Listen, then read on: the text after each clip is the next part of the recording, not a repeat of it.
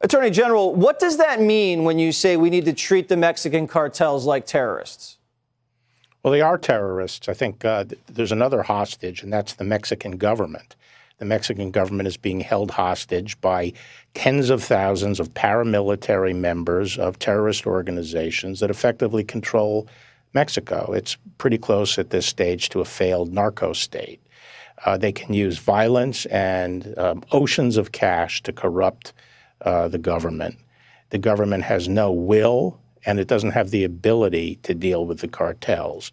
And they are sitting next door producing mountains of poisonous drugs and killing over 100,000 Americans a year, which was at the height of World War II, that was our killed in action rate. So we are sustaining the same damage as we would in a major war from these groups operating right beyond our reach.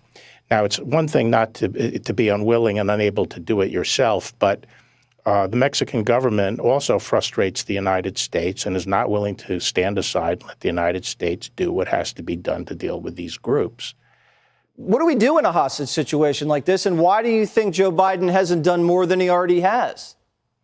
Well, the United States has been playing this game with Mexico for a long time. Mexico, with the exception of Felipe Calderon, who's actually interested in fighting the cartels, the rest of them are perfectly willing to allow the cartels to kill Americans and do what they do, as long as they don't overthrow the Mexican government.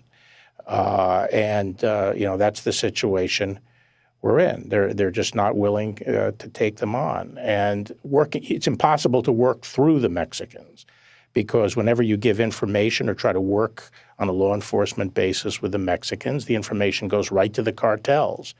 So you'd have to do something unilaterally in terms of an airstrike, helicopter raids. What are we talking about here? I think we have to deal with this group like we dealt with ISIS. We have to use every tool. We have to use economic. We have to use intelligence assets, military assets, and law enforcement. And we have to methodically dismantle these groups. And we have to tell the Mexicans they're either coming along with us for the ride or step aside. We're going to do it by ourselves. But I'll tell you what's unacceptable, which seems to be, the word that the Biden administration trots out when one of these outrages occurs. What's unacceptable is the status quo. That sure is. And we have to deal with it directly.